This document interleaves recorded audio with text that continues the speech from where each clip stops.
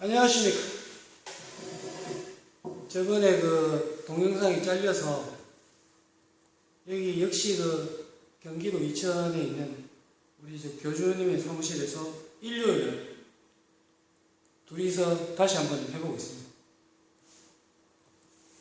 저번에 그 상대성 이론을 했었는데 사실 그 상대성 이론에 대해서 하나도 설명이 없었습니다.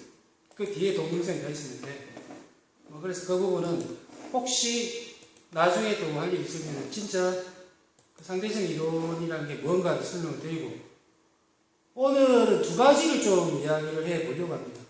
하나는 우선 얼마 전에 그 우리 이근혜님이 우리 그 게임 이론이라는 게 어떤 건가라고 그 다음에는 그 전에 우리 계셨던 큐님이 맨날 이야기하던 엔트로피라는 게 있습니다.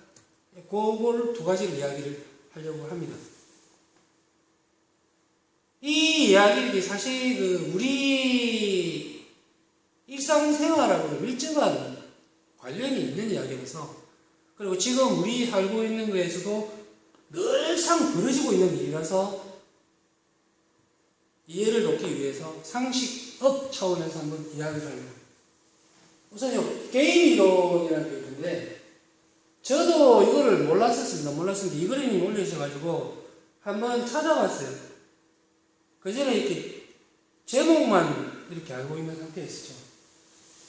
우리 이거리님이 올린 그 동영상에 보면 그 유튜브에 있는데요. 그 영화가 뷰티풀 마인드라는 영화입니다. 아주 그 짧은 거니까 그 전에 우리 밴드에 올린 게 있으니까 다시 한번 보시면은 도움이 많이 되실 겁니다. 그 영화 스토리는 그렇습니다. 그 머스마들이 이렇게 뭐 바에서 이렇게 앉아 있는데, 한 4명 되나? 그 아가씨들도 저쪽에 있는데, 그 굉장히 이쁜 아가씨가 하나 이렇게 들어옵니다.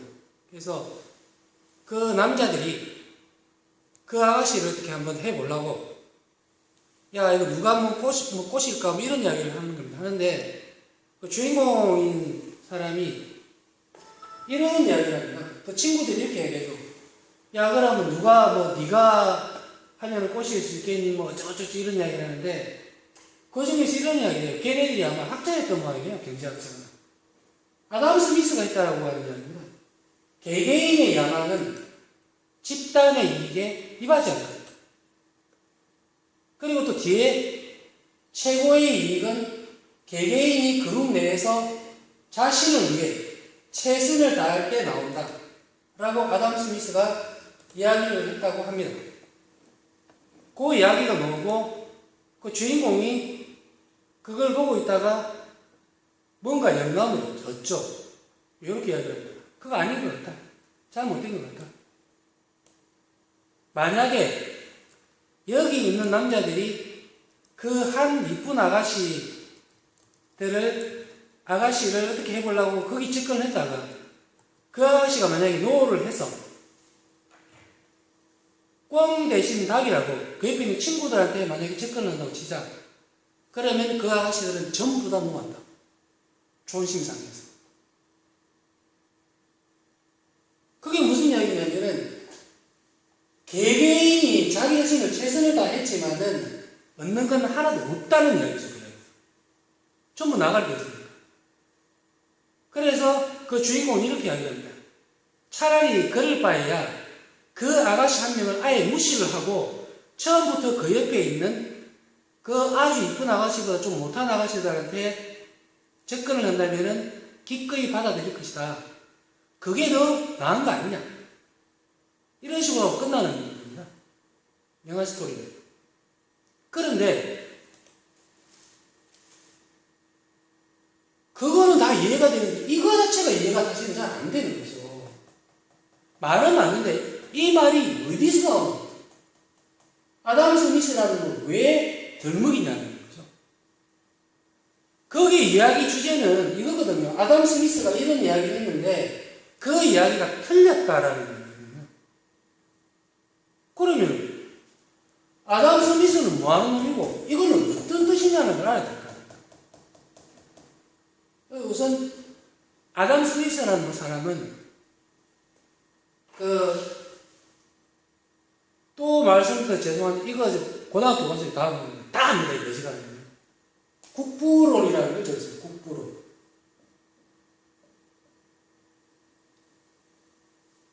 이게 현대 자본주의의 시초입니다. 그리고 지금까지도 통용되는 경제 철학입니다.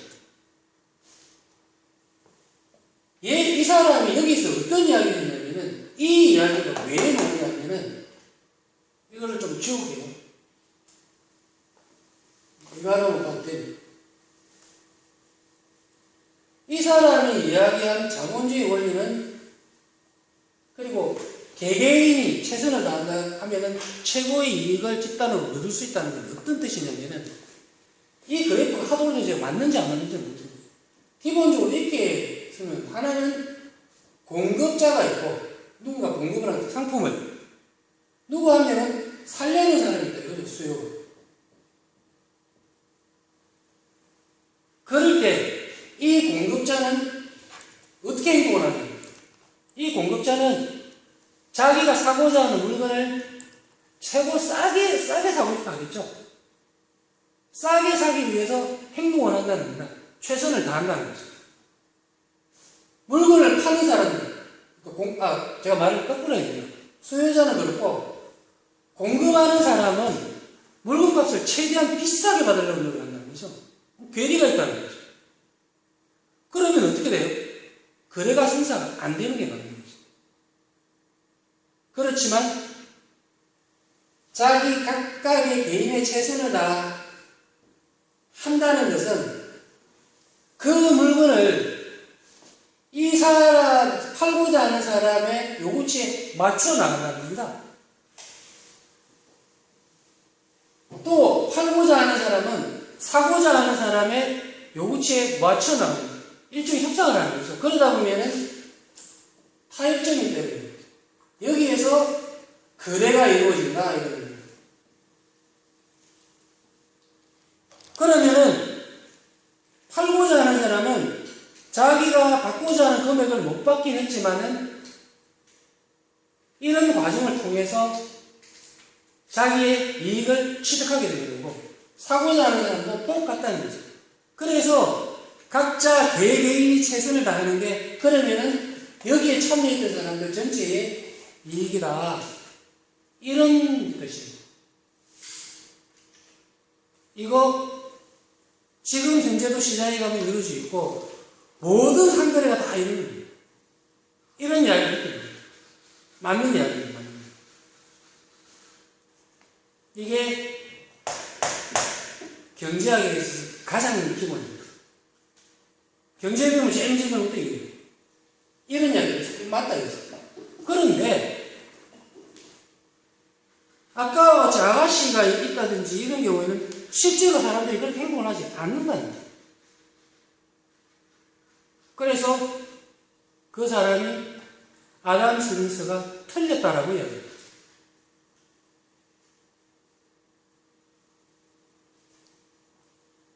그 아가씨 예를 들어서 보면은 이 이론이 틀렸다는 게 맞아요. 완벽하지는 못합니다. 그래서 나온 게 게임 이론입니다. 출발의 배경은 그렇습니다. 그리고 이거 경제학이고 이거 수학입니다. 딥다이브스. 근데 그런 건 필요가 없고 우리는 개념만 나옵니다. 개념만. 자, 그럼 이런 경우가 있는데, 이게 기본이에요. 기본인데 우리가 그 상상을 하니까 상상할 거 없다. 젊었을 때 한번 생각을 해보죠. 젊었을 때? 좀 이따 이야기하고 나이가 좀 들었어요.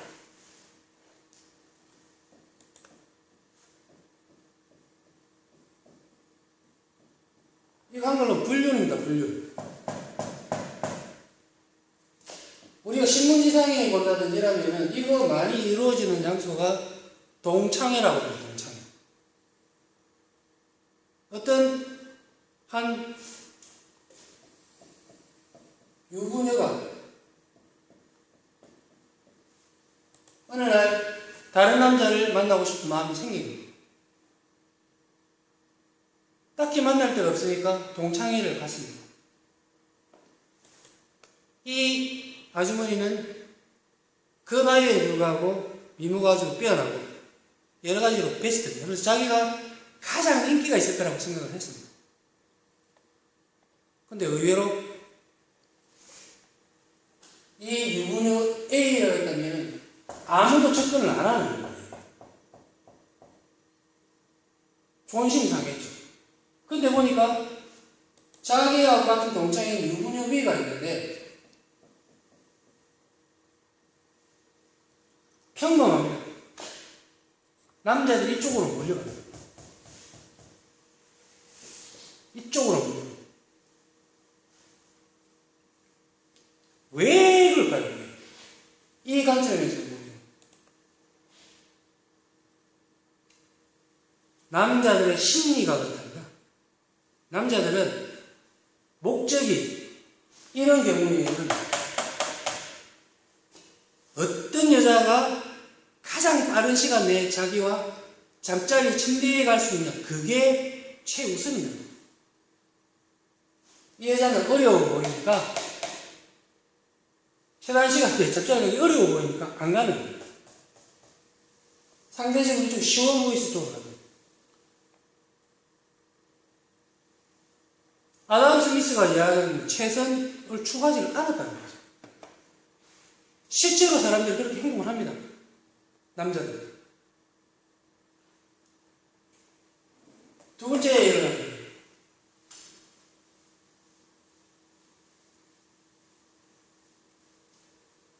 전혀 총각대로 한번 들어봅시다.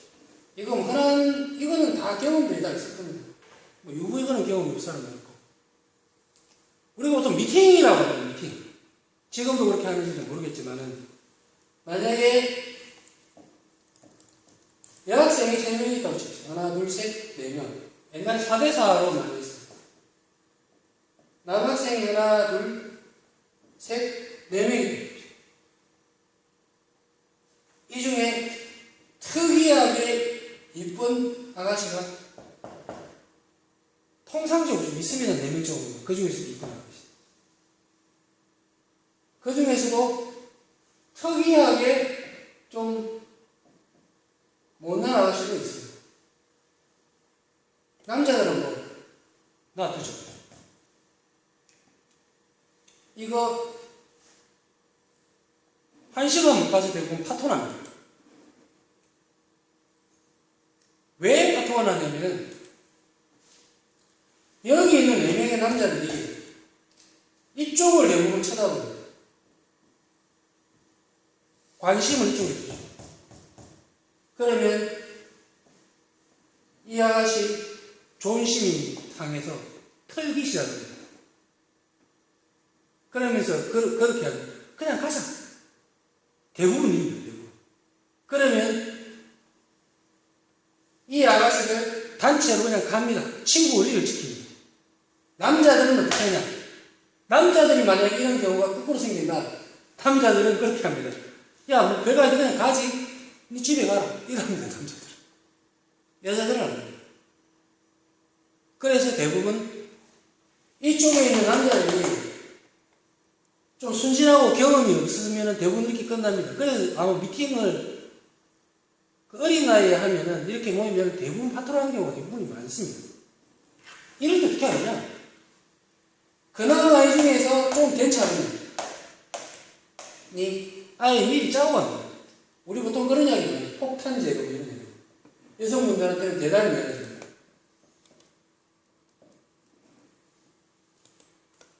이놈이 그 중에서 가장 못한 아가씨한테 집중을 해줍니다. 이 아가씨 기분 째집니다. 그러면 이거 파토하면 재미나게 됩니다. 이거 실제로 엄청나게 벌어지는 일이거든요. 지금도 이러고 있을 겁니다, 아마. 이런 사례를 보면은 개개인이 최선을 한다고 해서 집단이 얘기하는 건 아니라는 거죠. 그게 게임 이론의 기초입니다, 기초.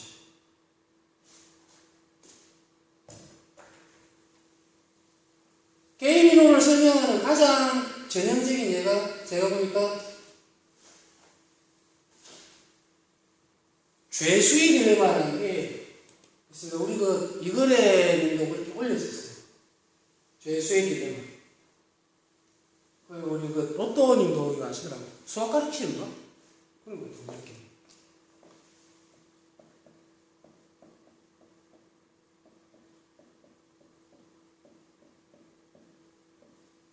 게임 이론을 설명할 때 이걸 갖고 씁니다. 이건 제가 좀 외우지를 못해서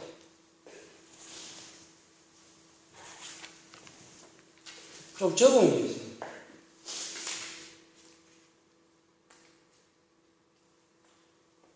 이건 기본 전제가 있어요. 전제가.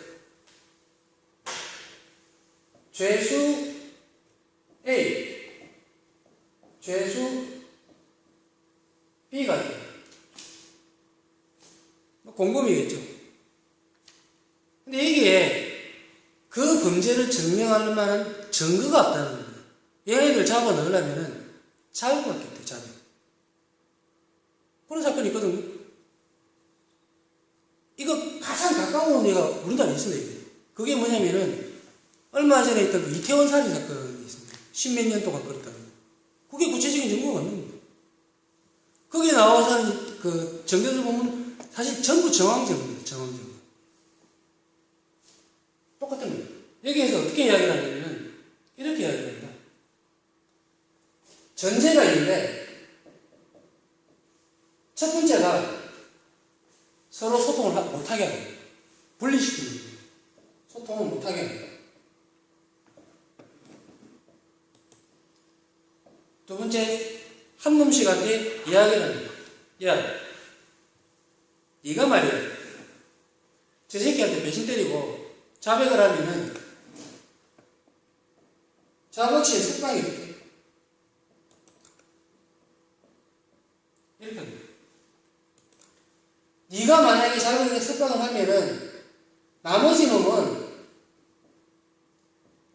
10년 빵살해야 돼.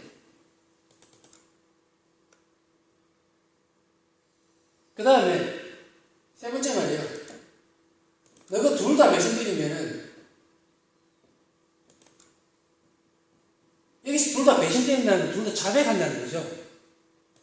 둘 다 자백을 하면은 각각 5년씩 사는. 그 다음에 이게 중요해요. 네 번째, 너가 둘 다 자백 안 하면 6개월만 사는 거야.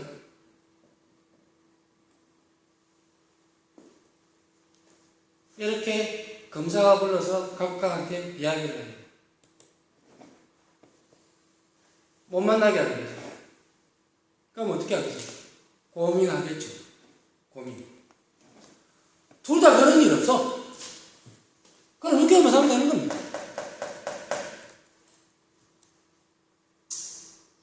내가 야 그런 일이 있었어 라고 자백하고 제 새끼가 나는 안 그랬어. 그럼 난 풀려나는 겁니다. 저만은 대신 10년 살아야 돼요. 대신에 둘 다 안 맞아. 둘 다 그랬다. 5년씩 살아야 돼요. 이럴 때 어떻게 행동을 해요? 그걸 이 상황을 죄수의 딜레마라고 합니다. 고민되겠죠. 내가 고민되겠고. 이거를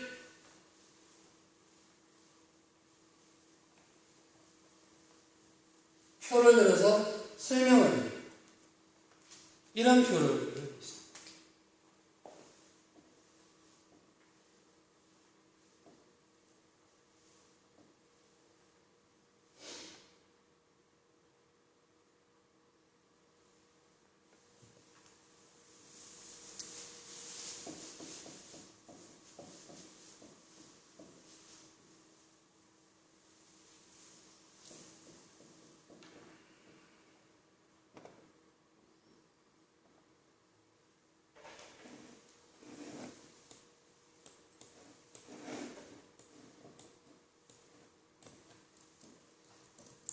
이 선생님들이 이거 어떻게 하지? 번거로워서 어떻게 하는지 모르겠어요.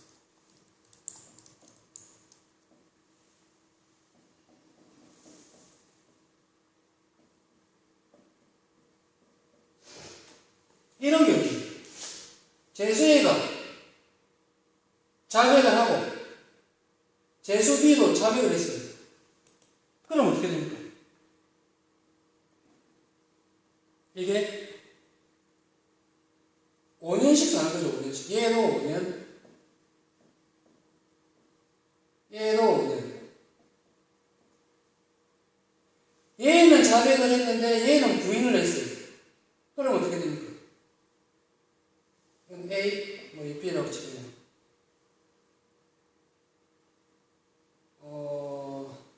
B는 풀려나죠. 석방. A는 10년을 삽니다. 10년. 이거와 똑같죠? A가 자백을 하고 B가 부인을 하면 A는 석방이고 B는 10년을 삽니다. 둘 다 부인을 하면은 둘 다 6개월씩만 하는 6개월.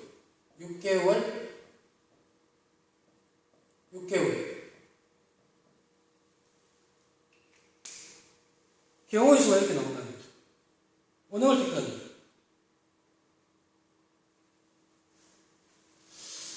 내가 제일 좋은 거는 내가 불고 자백을 하고 저 자식이 그런 일 없다고 하는 게 제일 좋습니다. 사람이 그렇게 생각할까요? 의심을 하겠죠. 저 새끼 자백할 것 같아. 자백하겠지 뭐. 그럼 내가 만약 부인을 하면은 나는 10년 살아야 돼. 상대방도 똑같이 생각합니다. 이 둘 입장에 있어서 최선은 뭐냐면은 둘 다 부인하는 겁니다. 6개월만 하면 되잖아요. 그런데 상대방을 못 믿죠.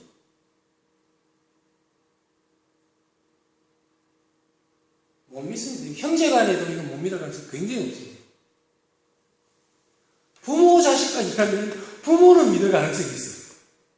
그 외에는 없습니다. 기본적으로 상대방이 자백을 할 거라고 판단을 합니다. 그게 보통 사는 겁니다. 그래서 결국엔 둘 다 자백하고 둘 다 없는 이런다는 겁니다. 이게 죄수의 딜레마입니다. 맞지 않습니까? 이렇게 거기에서 시작된 게 게임이에요. 세상 우울하죠? 흙을 나게 우울합니다. 이 이야기는 뭡니까? 세상은 배신이 난무하는 세상이라는 거죠. 인류가 아니랍니다. 차라리 이게 맞습니다. 우리 뭐 이거로 부르죠. 뭐 정의가 반드시 이긴다. 이긴다. 삶의 세르티카? 아니에요. 대부분 저예요. 대부분 저. 대부분 패합니다.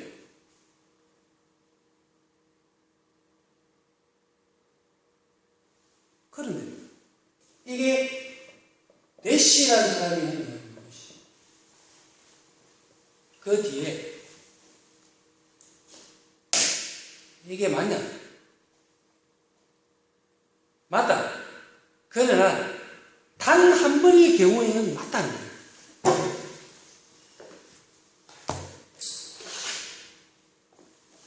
이 상황은 어중간하긴 하지만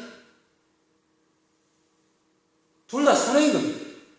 만약에 이런 상황이 몇 번이 반복이 된다면 이런 선택을 안 한다는 거죠.